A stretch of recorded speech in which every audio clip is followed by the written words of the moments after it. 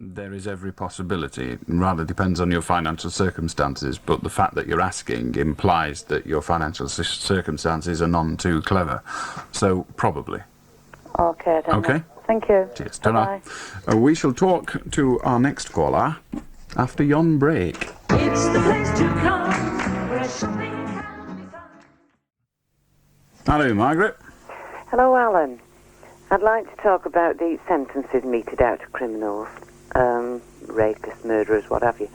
Now, I don't believe in capital punishment at all, but I do think that public ridicule may be a deterrent to a lot of people, i.e. the stocks, what have you, because there's very few people like to be humiliated in public. They don't like to be humiliated in a tiny circle. So I'm sure it would be more of a deterrent than, say, 3 months prison for robbery or what have you. You know what? It's an interesting thought. What would we have them do when they're sat in these stocks? Just sit there? No.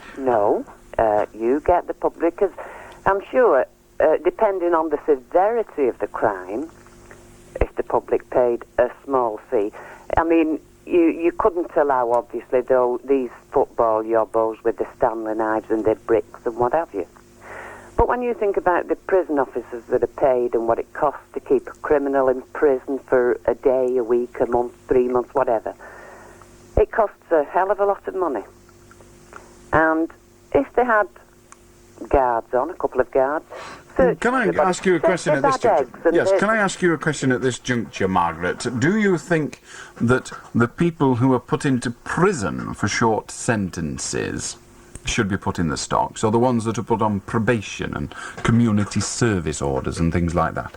I think all, because... Now, well, I hardly think that an afternoon in the stocks is going to be more of a deterrent than 4 years in Preston Nick. No, I agree with you there. I see. So, which criminals then would you like? Well, how long are they going to go into the stocks for then? Sorry, love. Not an afternoon in the stocks. A few afternoons in the stocks. A few afternoons. Well, okay. Yes, taking them around different places. Given a choice, Margaret. Yes. This is a choice for you, not a choice for others, a choice for you. Given a choice of spending 5 years in Preston jail, locked up in one room with two people you don't know or like, 23 hours a day, having to clean up your own feces and urine in the morning, not being able to see your family, not being able to write a letter, not being able to write a book or watch a television programme that you want to. Do you think 5 years of that would deter you more or less than, say, 20 consecutive afternoons sat in a town centre while someone chucked a couple of rotten tomatoes at you? Yes, if the... What do you mean, yes? Which do you think would deter you the most? No, just a minute, Alan. If they had the stocks now, a lot of people, I am sure, would think twice before they did these petty things, and even the more severe. All right, you get the mental people. So, tough. They put in the stocks, but they are still there. They're not put to death because they've murdered or whatever. They are still there to, Margaret, when they are cured or whatever, when they've got out of the stocks, to prove their innocence. Innocence? Or guilt, whichever. If they can't prove their innocence, all right, then they're guilty. You have me confused now. You're not talking about stocks now. You're changing the whole judicial system of Great Britain. No, I'm not. You are. You're saying that someone's got to prove their innocence. No, I said if the stocks were there and people knew that if they did wrong, no matter what, it would deter a lot. Not everybody. Well, but which people... Margaret, I asked you a fairly straightforward question. You chose not to answer it. Stupid of me, thought you were in the process of answering it. You started talking the biggest load of garbage I've heard for a long time. All right. Now, let me put the question back to you. Right. Do you believe that 5 years in Preston jail is a more or a lesser deterrent than 20 afternoons in the stocks in the towns of Lancashire?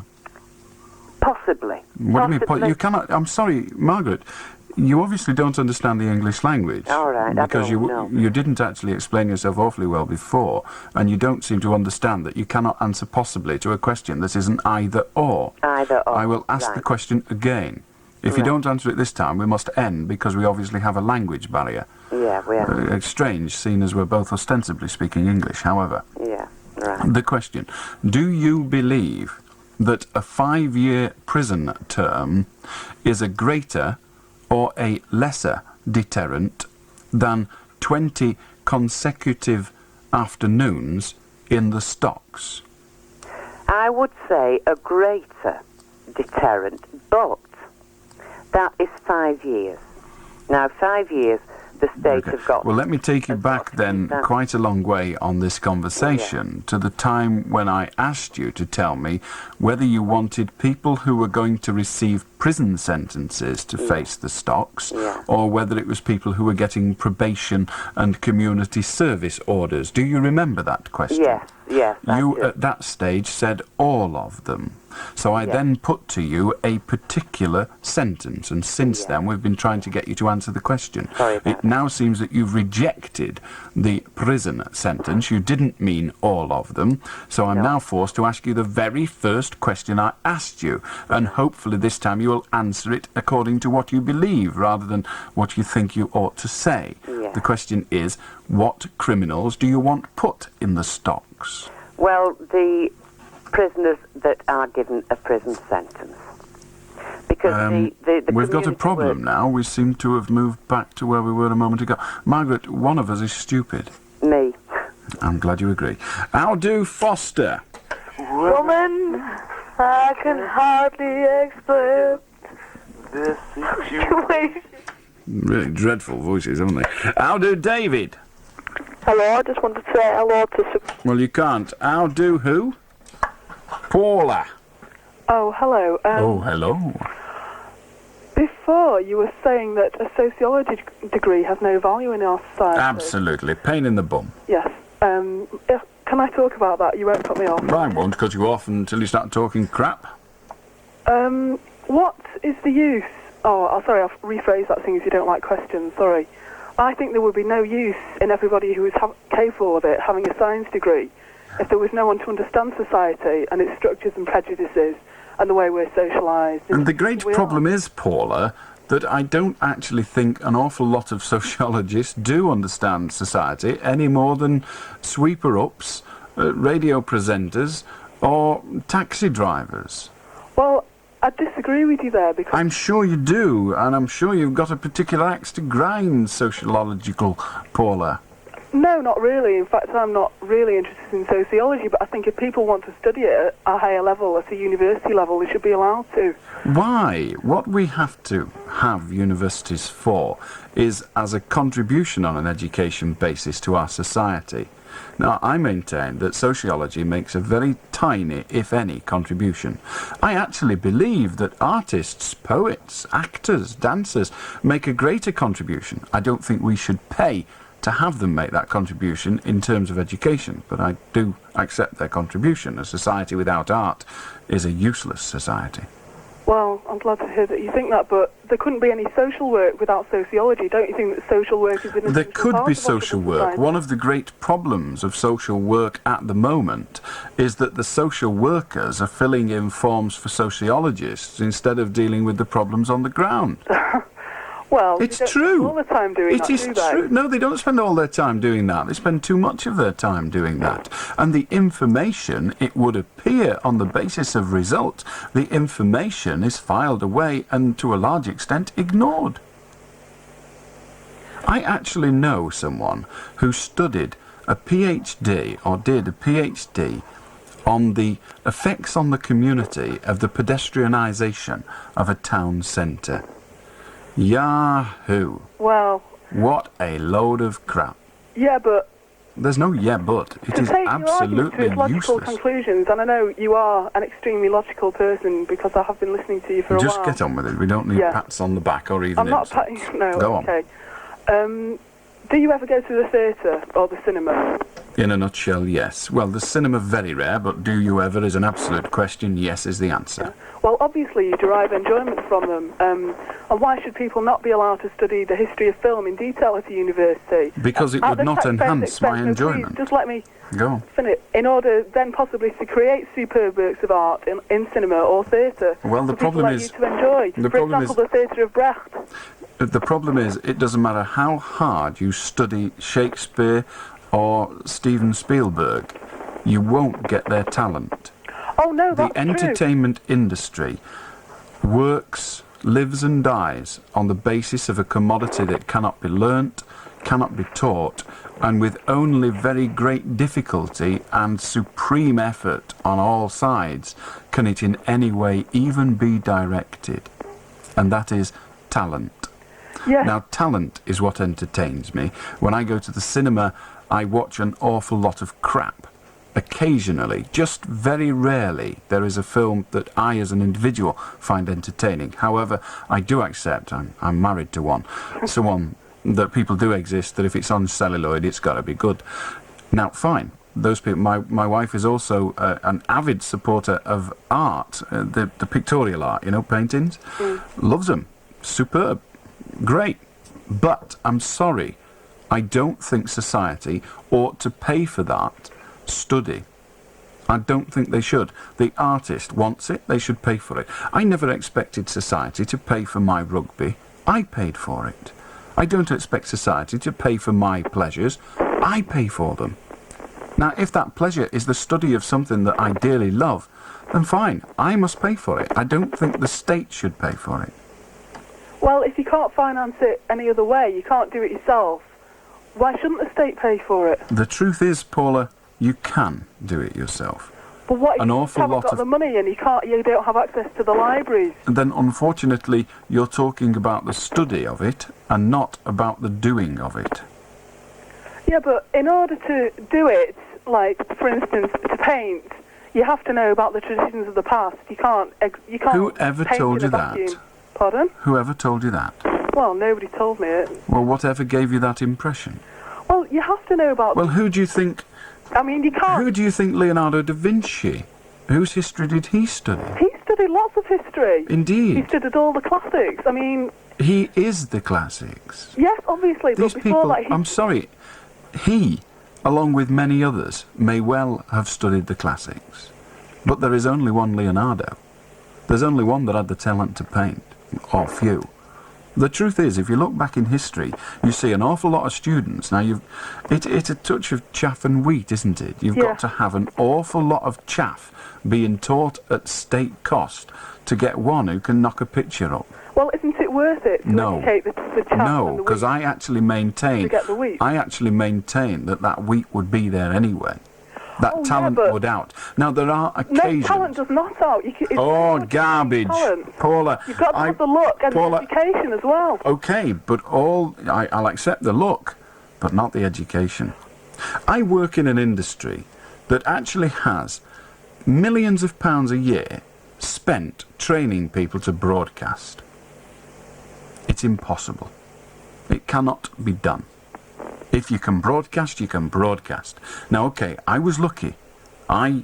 It's debatable whether I have any talent, but some people seem to think I have. Notwithstanding that, it isn't important. What is important is that there is no one could give me that talent if I haven't got it. No, well, so far as I know, I may be wrong, there aren't actually any degrees that teach you how to write poetry or, courses, degrees in novel writing. That's not the way it No, works. there are not degrees Well- in novel writing, but there are degrees in that element of the art that are useless. Now, in the actual phraseology and use of English, I'm prepared to accept makes a contribution to society. I'm prepared to stretch that. But when we're talking about painting and sociology and crap like that, I'm sorry. We can't afford it, we don't want it, we can get shut of it. Well, I want it. And, Fine, you pay the bill. well, I'm too young to pay the bill. Right, well, when you're old enough, you pay it, and you can pay mine as well, all right? All right, I wish you luck. thanks. How do, Ian? So, Alan, Yep. when you were on about Bible last night, Yes. and you said you thought it were a damn good novel. Yes? Well, for years and years I've been trying to get across to people in my family that it's a damn good collection of fairy stories. And I think it's for the ancient peoples, you know, for something for them to believe in. And for not to believe, I think they've got blinkers on, something like horses, you know. They're afraid of not believing that there's somebody up there, you know. Well, whether there is or isn't anybody up there is irrelevant. The Bible, despite my belief that it is a very good novel, Aye. it still offers an awful lot of sound advice for a decent life. Oh, I'm not disputing that, Alan. But I mean, they think, well, you know, like the Neanderthal man and these cave paintings, you know, in France. I don't know if you saw that programme on Monday night about in Peru. No. All these stones laid out. No. And they meant nothing until they were right ancient, until they went up in helicopter. And then they made, thousands and thousands of yards long. There was figures of hunters and animals and things like that. But there was no way when these were laid that people could get up that high, you know, to see them.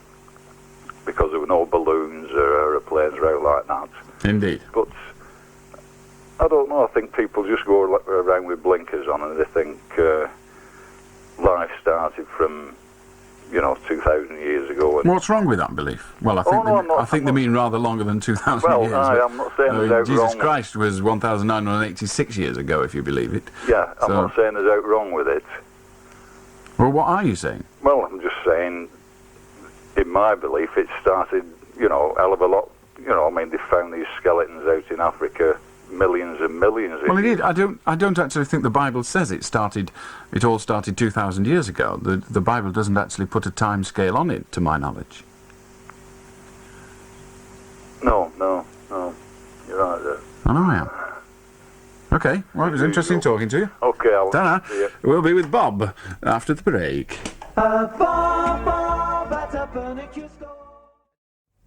Soft, glamorous, feminine. That's the ritzy look at Broadbents of Southport.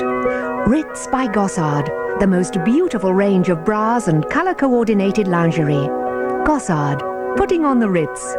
When you want to look sensational, you can count on Gossard at Broadbents of Southport. I love that advert. It says, you can count on Gossard. Gossard's a bra. You can't count past two, can you? How do, Bob? Hello, Alan. Yeah, you know the England v Russia game today on the telly? Well, I would like to say I don't think it should have taken place. About 2 weeks ago, there was a load of controversy because they knew it was going to be played in Tbilisi, but the Russians said you can't land your plane in Tbilisi, you've got to land it in Moscow, and then you've got to drive up there in a coach. Now, the England party then, or the FA, should have told them where to go. Say, no, we're going to land in Tbilisi, you won't let us, to hell with you, we'll play someone else. But oh no, they just haggled up to him, crawled, you know, did a bit of bootlicking, and eventually the Russians were persuaded to let them land in Tbilisi. Well, I think they should have just told them where to go. Well, I'm a firm believer in negotiation rather than confrontation, and it seems that on this occasion, and I don't care whether the game took place or not, to be honest, but it seems on this occasion negotiation paid off. They got to land in this place that you named. So what's to say they did wrong? Oh yeah, well, I'm saying I think the Russians, their attitude was totally wrong from the start. Well, it may well have been totally wrong, but Yeah. given and it's not for me to Yeah, but compliment it's not the the Football first time they've done it, Alan. It's not the Fine, first time but they've done it's not for me to compliment the FA, but it would seem that the Football Association on this occasion managed to use persuasion rather than confrontation, and had some success as a result. I think that is to be commended, not criticised. I mean, I'm the man that thinks FA stands for something entirely different, that sums up football as far as I'm concerned. No, but I mean, it's not the first time these Russians have Well, it done really doesn't matter whether it's the But- first or second yeah. time. You say the game shouldn't have taken place. Yeah, but they're going to keep I'm on doing saying, this. They're going to keep on doing it. Fine, I don't care. What I'm trying to point out to you is that whilst you want them to go, the Russians don't want to do it our way, so we're not doing it because we're British. My answer is bullshit. If you can negotiate a settlement, negotiate it. I agree with you, yeah. There's no sense negotiating. Just because the other guy's wrong. If you dig your heels in and grab a mallet, all that means is you're a prat with a mallet. But if you do stand up to him, if we'd have stood up and just say, no, we don't want to play. Oh, the Russians come would on. stop. Grow up for crying out loud. I'm gonna Please cut you off stand now, up to... No, you're not. You're too late. You don't say I'm going to cut you off. You just do it, gobhead. How do Bob? Bob's gone and we're well shut of him. How do Alison? Never mind, I think Alison was on line 3. Well, Alison, you really should have waited till we connected you before you started your speech. Hello, Mike. Hello, Alan. Good morning, Alan. Yes? I'd just like to say that the idea the young lady came up with before about the stocks was a very good idea, implemented in the right place. I've understand what I some mean? doubts here. Go on. What I'm saying is, if you were to put the stocks in a football ground and maybe put some of the football hooligans in them, I'm sure the people like the Liverpool people who were disgraced in whenever it was, I'm sure if they were put in front of the cop, I'm sure the cop would have a lot of fun in maybe doing all kinds of funny things to them, like pissing on them and maybe spitting at them and things like that, and humiliate them. I'm sure they wouldn't do it again. Well, That would be a good idea, Alan. You may find that humorous. maybe not. Watching people What I'm trying to say is- micturate is of no joy for me. No, what I'm trying to say is to maybe humiliate them. They'll never do it again. And it might even make football interesting. Yes, not only that, you could maybe charge people to throw things at them like sponges and all kinds of things like that. Indeed. Bring some sort of income to the football ground. I think that'd be a good idea. I don't know whether it's a good idea, but it'll certainly add something that football hasn't got, and that is interest. That's right. Also, I'd like to talk about the death sentence. Well, we only do one subject, you see. Oh, I see. Well, I'll call back later on then, should I? Well, you can if you like, but there's only 22 minutes left. Oh. Perhaps you could try tomorrow. How do, John? Hello, Alan. Yep. Hello? Yeah. Hello, Alan. Well, I just want to ask you, why have you got a slot against Scousers? Well, John, the question is intrinsically wrong. Why? Why? Yeah. Why do you think? Well, you're always slagging them off and things. Always? Always is a long time. Well, you still do it, don't you? I do slag some Scousers off, yes. All of them, you cut them off because they've got something... I don't cut them all off. Of course you do. In that case, you will have never heard one. Never heard one what? A Scouser on this programme. Yeah, I haven't heard one. How have you heard one if I've cut them all off? 20 minutes ago, so you didn't get a chance to answer you. John, if you heard him, then I didn't cut him off. You must have cut him off. Well, how did you hear it? Because he answered he was giving you a question. I see. Well, if you study this programme a little longer, and I really don't care whether you do or not, you will find out that I do not dislike Scousers, per se. Well, why did you have a poll then a couple of weeks ago? Why have a poll? We have an election. It doesn't mean we don't like the government. Yeah, but that's... I didn't vote in that poll. No, you didn't, but... Well, the poll wasn't for me. It was to find out what the people listening to this programme wanted. You'll have to have one on the Irish then, won't you? No, not unless I choose to have one on the Irish. Oh, so you're the boss of the radio station? I'm the boss of this 4-hour programme, yes. Well, I don't know why. I don't know why either. Perhaps it's because there's jerks like you prepared to talk to me. How do, Gary? Hello? Yes? I'd like to complain.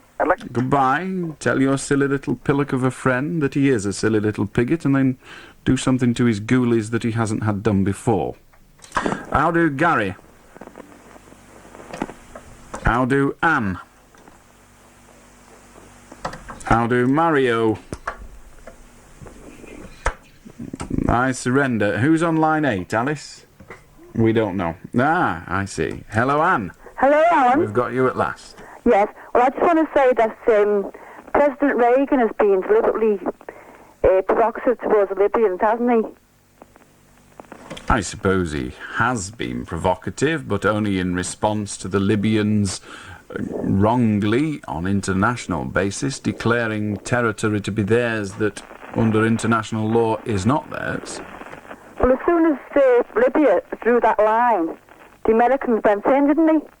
Not as soon as, it was some 6 days later. Yes. But yes, the Americans did go beyond that line, but what are we to do? Are the Americans to have the whole of the Mediterranean Ocean eventually, the Mediterranean Sea, my apologies, are they to have the whole of the Mediterranean Sea eventually forbidden to them, simply on the whim of Gaddafi? No, but the Americans seem to be the first ones to deliberately do it. Well, they were the first ones to deliberately do it. There's no way round that. It is a fact. But they didn't draw the line. They didn't steal those international waters. No, it's well known that the Americans hate the Libyans. It is well known, and one wonders whether Gaddafi actually did that in order to incite the Americans. So they're both as bad as each other then? That is for you to decide. You seem, when you came on, that you'd already decided that the Americans were at fault. You now seem to be saying that possibly they're both at fault. Well, I think the Americans mostly, because they Mostly? You have to consider, if a man hits you across the head with a cricket bat, on the basis of just that act, he is an assault or an assailant.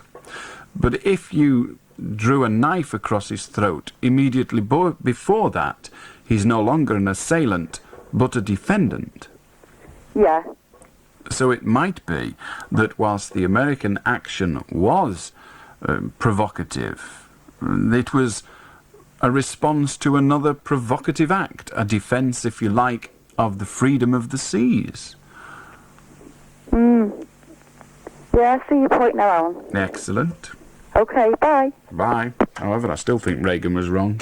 Unit Design is on the move. How do, Mario? Hello, Alan. I'd like to talk about the value of sociology degrees. Go on. The other day, as I walked into a public convenience and settled down to let nature take its course, and I saw written above the toilet roll with the words, "Sociology degrees, please take one." Not only did I take one, Alan, I grabbed a whole fistful, and I'm sure you can guess what I did with them then. I can guess, Mario, thank you. How do, Tony? Hello, Alan. About this football match, just two quick questions. Go on. Are you going to be in the goals? No, we thought we'd give somebody else a chance at that. All right. I will be, no doubt, a striker. I played, for another radio station some time ago, I played five-a-side football in St Helens when they opened a new sports centre, which is indeed what we'll be doing in Preston. However, and the team we played against included Bobby Charlton, Francis Lee, and names of that ilk, all of whom had previously been in the World Cup winning squad of Britain, and I scored 2 goals. Wow. The other one is, will you be wearing shorts? Because I want to know whether to bring the kids or not. I shall wear, to please everybody, I shall have 1 leg in shorts and 1 in longs. You're going to keep to that now, are you? No. Uh-huh. Ta-ra. How do, Richard? Hi, Alan. Yes. I'd like to add a little bit to the debate on criminals who should be locked in stocks. Go on. Well, I think that all criminals, including parking offenders, after they've been weed on and had eggs chucked at them at the cop, by a crowd paying a nominal fee of about £5, they ought to be chucked into the Mersey, wrapped with half a ton of lead, and if they float, only then, and only then, if they float, then we must castrate them publicly.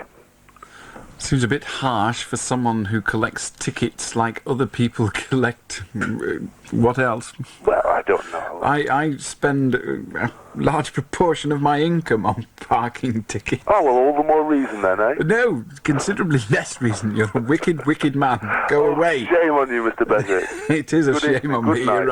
you're right. I do have a propensity for having those little checkered stickers. Actually, I am dreading the day when the wheel clamp reaches Lancashire. I think they're experimenting with it in Burnley at the moment, so be careful in Burnley, I may be wrong. But when it reaches Lancashire, I'm going to have to park elsewhere, because I'll get clamped, and that's pig awful. Hello, Paul. Hello, Al. Yes? Well, before you said that the state shouldn't pay for you to learn sociology. I know I did. Why are you telling me this? Well, I think they should, because the state cares for the welfare of society, doesn't it? The state is supposed to care for the welfare of society, but what contribution to that welfare do sociologists make? Well, it makes you a better person if you can learn something from sociology. Would you like to explain yourself?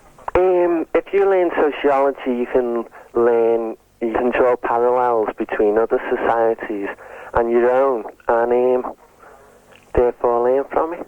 You can actually draw those parallels without doing it in the mathematical way that a sociologist would do it. Yeah, but for example, like the societies that the man is the aggressor and the headhunters and all that, and rape's very common in that sort of society, and whereas if the woman is the one in charge type thing, it's hardly existent. That could be so, but there are other ways of studying that without relying on sociology. Sociology is a Western science. Yeah, but if the state pays for it. Paul, would you like to tell us what sociology is?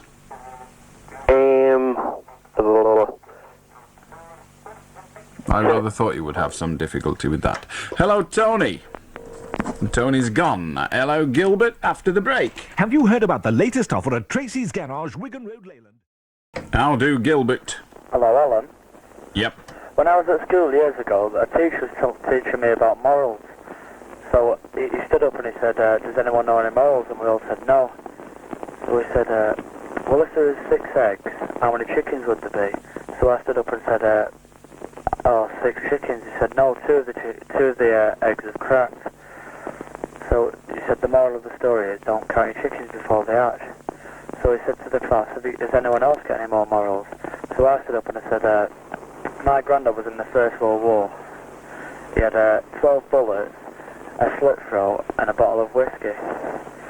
And I said, 12 French soldiers come up to him trying to fire him with bullets. So he shot all the 12 with his 12 bullets, drank half a bottle of whiskey, stood up, slit the throats and drank the other half of the whiskey.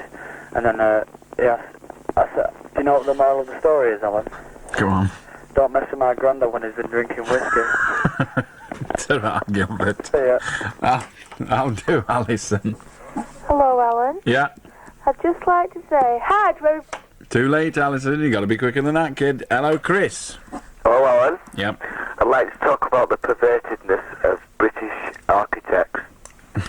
Go on. Right. Well, I'll give you an example. St. Paul's Cathedral, right? Who? St. Paul's Cathedral. Oh, yes. Right. Where Charles and Di got married. Yes. Well, you know, that's a perfect British example and everybody knows it really well. But really, on the sly, Christopher Wren, who invented it, meant it to be an enormous tit. In fact, the biggest tit in the world. Chris, to be perfectly frank, he needn't have bothered. The enormous tit is on the phone with me now. His name's Chris. How do, Kevin? Hello, Alan. Yep. I want to talk about bank holidays. Go on, then. See, well, on bank holidays, a lot of people from Wigan go to Blackpool, and they always get asked off the police, you know, because there's like a lot of Wigan lads there, like it's about 50, and like, as soon as we go off the train at Blackpool, like, all the police are waiting, like, and they send us back home on the trains, you know, because all the violence being there all the time. Oh, I see. So what you're saying is that 50 thugs get on a train in Wigan, go all the way to Blackpool to wreck the joint, and the police won't let them. Well, that's really sad. Well done, the police in Blackpool. How do, Judith? Hello, can I talk about the stocks again, please? Yes. Well, I think it's a really good idea because surely if when you put the people in the stocks and people pay to go and throw things at them, then it'll bring in revenue for the country as opposed to keeping these people in prison and we have to pay. Well, yes, but the issue is whether it would work as a deterrent. If it was a minor infringement, a minor crime, then the stocks may well be a good idea. There'd certainly be an awful lot of fun. But would it deter major crimes? And it's the major crimes that are costing I'm sorry, but did you bring the argument up to the fellow who was on about if you're quite happy to humiliate somebody? Did you say that? No, I don't remember saying that. I spend my life humiliating people. No, I mean, by throwing things, at criminals, throwing things... Oh, I see. No, that wasn't quite what I said. Go on.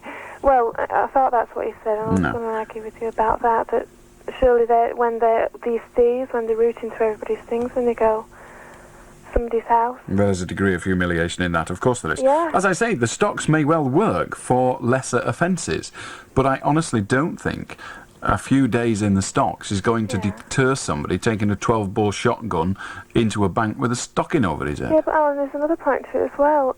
Let us hear it. Surely you get more general opinion on the way people feel about these criminals, as opposed to 12 people and one judge. Well, Judith, you seem to be suggesting now that we use the stocks as a process in the trial rather than as a punishment. No, I mean abolish a trial and just stick them in the stocks. Whether they're guilty or not. It worked then. Whether they're guilty or not. Well, I mean, we could have that argument today. I mean, stick them in prison, you don't know whether they're guilty or not. But a decision has been made by a judicial process that they are guilty, either by the magistrates on the bench or by the jury in the Crown Court. So a decision has been made as to guilt or not. Now, are you suggesting that we put people in the stocks and if no one chucks at them they were innocent, so let them go? Yeah, but if they're not guilty, then the state could pay handsomely, yeah? Well, we'll never find out whether they're guilty or not if we don't have a trial. But it worked then. I mean, this is... Well, it worked then, yes, but it worked then. Lots of things worked then, madam, that aren't going to work now, didn't they? Yeah, but there's such a massive breakdown in justice. Well, it may well be a breakdown in law and order. I believe that the breakdown in justice would come if we started punishing people without trial. You really think that? I know that. Judith, just imagine the situation if somebody came into your house now, kicked down the front door and said, "Come with me, young lady, you have been accused of this. Come with me, sit in those stocks until Tuesday afternoon. And if nobody chucks it, you will let you go and we'll give you 50 grand. But if somebody does, you're guilty, so stuff it." Okay, we'll do... So you would prefer that there was a trial? Then the stocks. Fine, I'm happy to have the stocks as a form of punishment in what I believe minor cases, but not for major cases, and not without trial. Well, Timothy Evans isn't here to answer for it. Timothy Evans isn't here to answer for him. Absolutely spot on correct. He wouldn't be here either if you'd have found his assailant guilty and then put him in the stocks. Oh, but it's the same... I just can't understand it. Well, when you can, ring me back. I will. Good. Bye-bye. Bye-bye. Yvonne, you're next. For fresh fish and chips around Preston Town Centre to eat in or take away, look for the Happy Haddock sign. Wherever you are in Preston Town, you're never far from a Happy Haddock. Unit Design is on the move. After years of making fitted bedroom furniture that utilises every inch of space, we've run out of space ourselves. We've moved to larger premises, 100 yards further down on the same Sycamore trading estate, and can now offer even more choice, more finishes, colours and trim, the same expertise at the same prices, plus our usual free estimates, design service and fitting. Visit Unit Design, Unit 4A, Sycamore Trading Estate, Blackpool, or phone Blackpool 48983. That's Blackpool 48983. Glendon Motors, Peugeot, Talbot. We urgently need good used cars for our used car superstore, so we're giving better than ever part exchange allowances against new Peugeots right now. Call in our showroom and inspect Peugeot quality. Most models come with a choice of petrol, diesel or high-performance engines. Test drive the fabulous 205 or that dreamy new British-built 309. Whichever Peugeot you choose, you'll be glad you came to Glendon. Glendon Motors, Peugeot, Talbot Superstore. Blackpool Road, Preston. I'll do, Yvonne. Hello, Alan. Still on the subject of stocks, I think we should have one set of stocks in Preston and we put them in St Paul's Square. And once a week, say for an hour or so, we'd put Allan Beswick in them. And then all the people who've been called traps. I don't think an hour would be long enough, do you? Well, 2 or 3 days. Yes, I think you're a disgraceful beastie. And all the people who have been called prats and cretins could buy these soggy tomatoes off this little scouser and throw them at him. I wonder how many days I'd get for calling somebody a snot gobbler. Oh, at least a week. At least a week? Yeah. You're a harsh woman. I know. And I've just one question to ask you. Go on. Do you make as much money out of this programme as British Telecom? I wish I did. Oh. I mean, I make a bob or two, but I don't make as much as them grabbing toads. All right, Yvonne. Okay. You're a wicked woman. Ta-ra. Bye. Putting Allan Beswick in the stocks, indeed. It's bad enough making him play five-a-side football. Anyway, I shall be back, of course, this evening at 10 o'clock for the final evening this week. I'm not on Good Friday for reasons known best to the Christians, I suppose. However, Derek's with you 2 till 6. I'm back tonight at 10. The 2 o'clock news. This is Mike Carson. A fresh row has broken out involving former Bradford headmaster.